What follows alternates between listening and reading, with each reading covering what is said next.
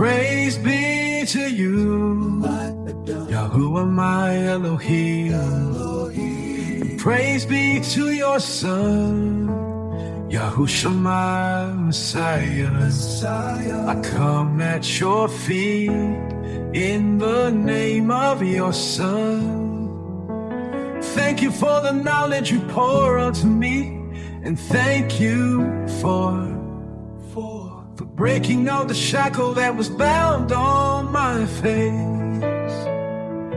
Yahuwah, you are the only true living God. Thank you for your Yahushua, whom you truly love. You are Elohim, the Elohim of the Yahudim. Shalom, family. I am your brother, Pierre Ligi. If you're new here, let me just say, welcome to The Remnant Awakens, the podcast that, well, if I'm being honest, probably makes a lot of people uncomfortable. But that's kind of the point, isn't it? To stir up the real ones, the scattered ones, from Yasharel and those grafted in, to wake us up to who we really are and who the Most High says we are. Some of you might still be wrestling with the stuff we dug into last episode. If you missed it, you gotta go back for real. Today, though, we're kicking off with something basic, but so misunderstood, what sin really is, straight from the scriptures. So let's get started. Let's not waste time. 1 Yochanan, 1 John, chapter 3, verse 4 says, whosoever commits sin transgresses also the Torah. For sin is the transgression of the Torah. I mean, it could not be clearer. It didn't say sin is making a mistake or falling short or whatever kind of watered down definition you grew up hearing. Sin means breaking the Torah, breaking the commandments, point blank. And Torah, you gotta remember, just means instruction, not some ancient law book collecting dust. But nah, it's the blueprint. You ever wondered why so many denomination believers feel lost or disconnected? It's because they've replaced the Most High's instructions with what? Feelings? Church traditions? Whatever's trending on TikTok.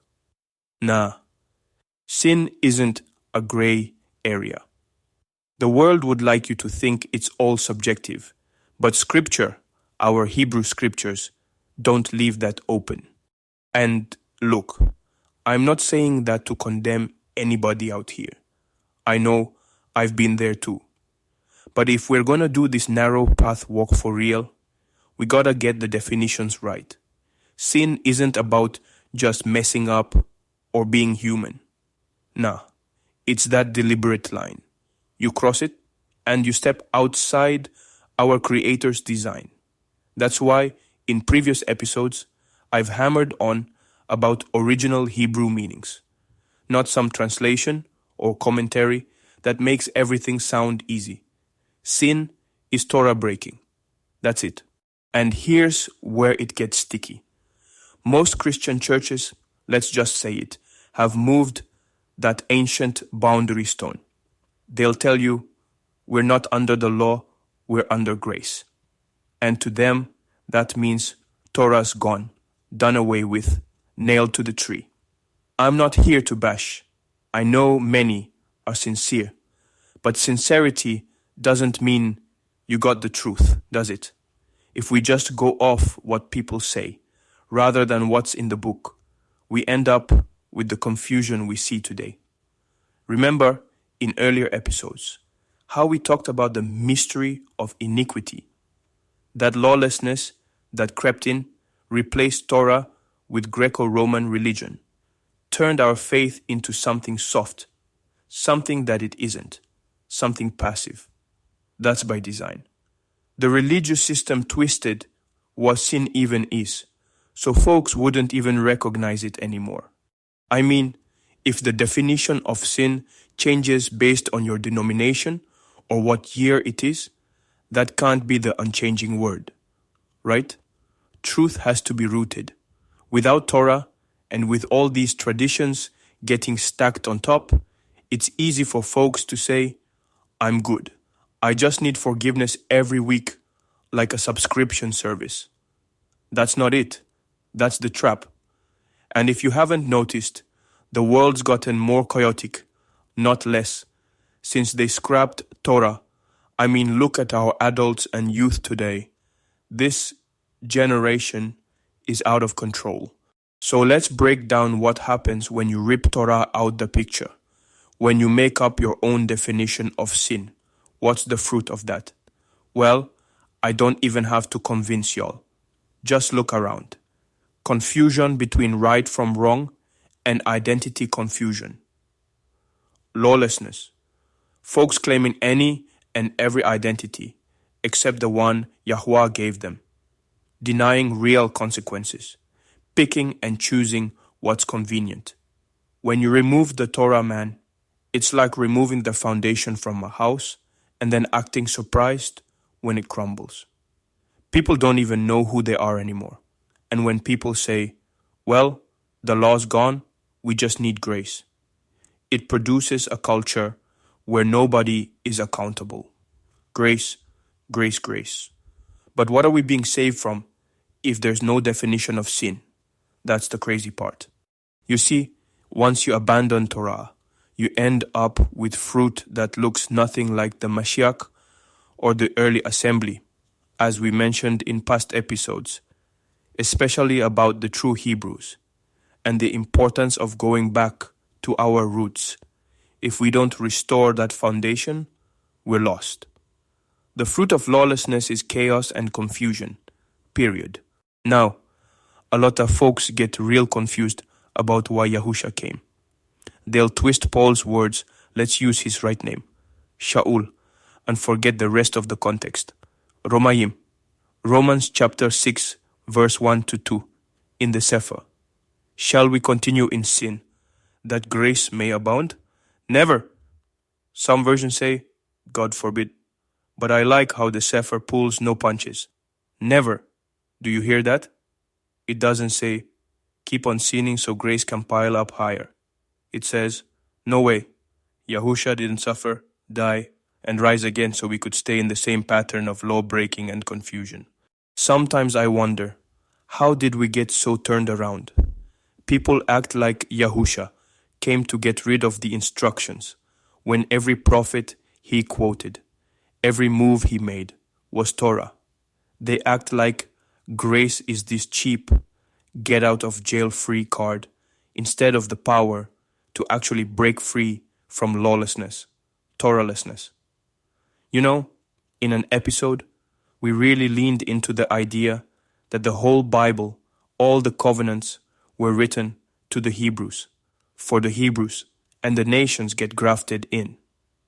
Yahusha was only freeing us from sin and the penalty of sin in order to restore us into covenant with Yahuwah, so we could keep Torah, not ignore it. That's what he did. That's what he expects. I gotta say, our job as the remnant, Yasharel, and the grafted in believers isn't to just blend in. We're not here to be background characters in somebody else's story. Nah, we're here to set the record straight, uncover what's been hidden, and call our people, and anybody grafted in, to the truth. The remnant is supposed to be that righteous thorn in the side that reminds the world, hey, this ain't about religion, it's about identity, covenant, and obedience. We ain't trying to be popular. If anything, standing for Torah and truth is gonna have you standing alone, at least for a while. But honestly, that's okay. Our calling is bigger than comfort or approval. And man, just remembering why we do this, so the next generation knows who they really are, so nobody has to sit in some pew and moving from churches to churches and wondering why their prayers hit the ceiling and bounce back. The remnant is the wake-up call, the stubborn witnesses in a world that's too sleepy and rebellious, or, if I'm being real, too scared to see what's really going on. Sin, family, ain't a slip-up, or just some mistake, or, well, I'm only human. It's not a bad habit like biting your nails. And it for sure isn't just some religious idea somebody made up. Nah, it's rebellion, going against the Torah, the very instructions Yahuwah gave our people and us for our good. Deuteronomy chapter 6, verse 24. So why am I saying all this? Because if you don't know what sin is, you'll never know what freedom really feels like. If you think Torah is the problem, you'll never actually leave Egypt. Not in your heart, not in your mind, not even in your generations. And that's all for today, family. I want you to reflect back on what we've just shared together. All right, family. I'm Pierre Ligi, your brother from the tribe of Yehuda, and this is the Remnant Awakens. If this message stirred something in you, don't keep it to yourself. Like this video so it reaches more people. Subscribe and turn on your bell notification if you're awakening to truth. And comment below with what stood out to you the most. And if you know someone still sleeping, share this episode with them. Until next time, Shalom. See you all on the next episode.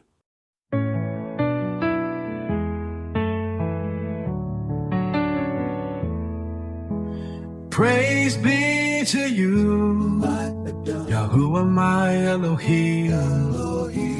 Praise be to your Son, Yahushua my Messiah.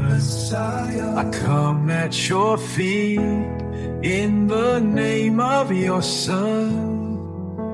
Thank you for the knowledge you pour onto me, and thank you for breaking all the shackle that was bound on my face. Yahuwah, you are the only true living God. Indeed. Thank you for your Yahusha, whom you truly love. You are Elohim.